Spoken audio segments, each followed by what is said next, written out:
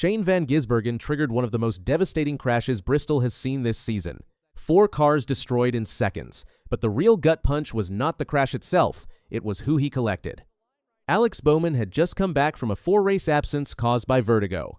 His first race back, lap 160, gone. Before we get to the crash, you need to understand what Bowman was actually coming back from. Vertigo is not just dizziness. It is a neurological condition where your brain receives wrong signals from your inner ear. Your eyes say you are still. Your body says you are spinning. Drivers in NASCAR run at speeds over 130 miles per hour on a half-mile concrete oval. Bristol's banking is 36 degrees. The G-forces alone are intense enough to strain your neck muscles on every single turn. Now imagine doing that when your brain cannot properly process balance. Bowman missed 4 races. 4. That is not a minor absence in a 36-race season. Every race missed is points lost, sponsor visibility gone, and team momentum broken. His number 48 Hendrick Motorsports Chevrolet ran without him. He watched from the sidelines while his teammates competed and the standings moved without him. Bristol was supposed to change all of that. He qualified, he was cleared to race, and for 159 laps, he was back in it. Then lap 160 happened. Between turns 2 and 3, Shane van Gisbergen lost control of his number 88 Chevrolet. On a half-mile oval like Bristol, there is almost no room to recover when a car gets loose. The walls are close, the cars are packed tight. And at racing speeds, a driver has less than half a second to react before contact is made. Van Gisbergen's car snapped. It crossed the racing line. And it collected 3 cars in one sequence. Alex Bowman's number 48, John Hunter Nemechek's car, and Todd Gilliland's. 4 cars, 1 incident. 4th caution of the race. The damage to both Van Gisbergen's number 88 and Bowman's number 48 was severe enough that neither car could continue. Both drivers were done. Their days were over before the halfway point of the race. Bowman was taken to the infield care center. He was checked and released. Physically, he was okay. But that almost makes it worse. He came back from a medical condition that kept him out of 4 races. He survived the return. He was running clean. And then, through no fault of his own, his day ended on lap 160 out of 500. Here is where this story gets more complicated. Shane van Gisbergen came into NASCAR as one of the most decorated touring car drivers in the world. He is a 3-time Supercars champion from Australia. He won on his very first Cup Series start at Chicago Street Course in 2023, a race run in the rain on a temporary street circuit, which almost no full-time Cup driver had ever experienced before either. That win made headlines around the world. But oval racing is a completely different discipline. In supercars, the tracks are road courses.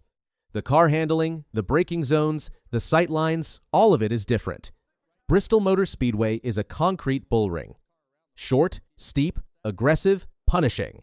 It rewards drivers who can manage the tight grooves and predict traffic flow in fractions of a second. Van Gisbergen has been working through that learning curve in real time. And on lap 160 at Bristol, the learning curve collected 4 cars. This is not about blaming one driver. Incidents happen in NASCAR. Bristol specifically has a long history of multi-car chaos, but context matters. When the car that triggers a 4-car crash belongs to a driver still adapting to oval racing, and when one of the cars collected belongs to a driver returning from a 4-race medical absence, the story becomes heavier than just a yellow flag on the scoring pylon. Remember, Bowman missed 4 races before Bristol. In the 2026 NASCAR Cup Series season, every race matters for the playoff picture. The playoff system rewards race wins above everything else. If you win, you are in. If you do not win, you need points, and points require finishing races. Bowman did not finish Bristol. His number 48 Hendrick Motorsports team had already been dealing with the pressure of his absence. Now they are dealing with a wrecked car and another DNF on the results sheet.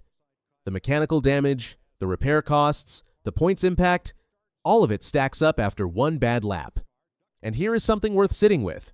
Bowman did not cause this crash. He was a victim of it. He went to Bristol healthy enough to race, ran clean for 159 laps, and left with a wrecked car because someone else lost control. That is a hard position for any driver to be in. But when you factor in what he went through just to get back to that starting grid, it becomes one of the more painful moments of his season so far. Van Gisbergen now has to answer questions about the crash. In NASCAR, drivers are often interviewed after incidents like this, and the garage talk moves fast. 4-car accidents at Bristol draw attention. Teams talk, crew chiefs talk, drivers remember. For Bowman, the question now is how quickly Hendrick Motorsports can repair or replace the number 48 for the next race. NASCAR teams are incredibly efficient at rebuilding cars.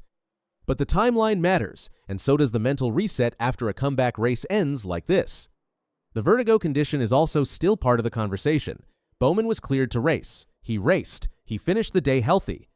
But the fact that he made it back only to have the race ended by an outside incident will create more scrutiny around his schedule and his team's decisions over the next few weeks. Bristol Motor Speedway has a reputation for exactly this kind of racing. The concrete surface, the short track geometry, the steep banking, all of it creates an environment where clean air is scarce and contact is constant. The Food City 500 had 4 cautions. The Van Gisbergen crash was the 4th. That is not unusual for Bristol.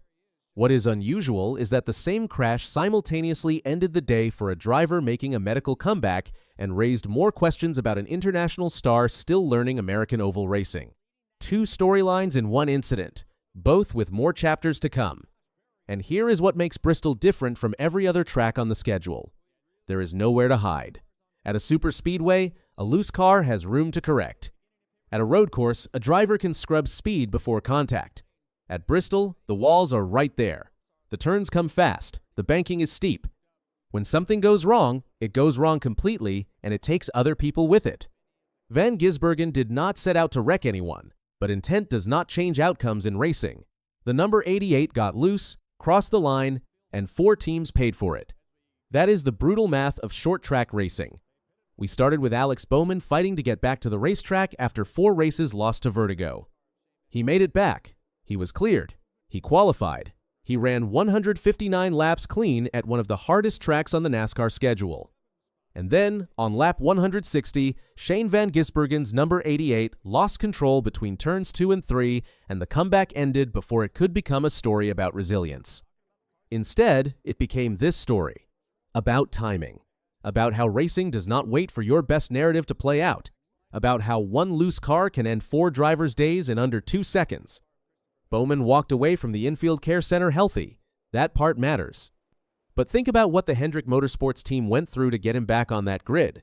The medical evaluations, the cleared checks, the logistics of returning a driver to race fitness after a neurological condition that affects balance and spatial awareness at high speed, all of that work, all of that preparation, gone on lap 160. The number 48 was done, the points are gone. And somewhere in the Hendrick Motorsports garage at Bristol, the team that built a comeback around their driver's return to health had to start thinking about the next race instead. That is the part nobody puts in the highlights. The quiet moment in the garage when the crew starts loading the wrecked car and the conversation shifts from this race to the next one.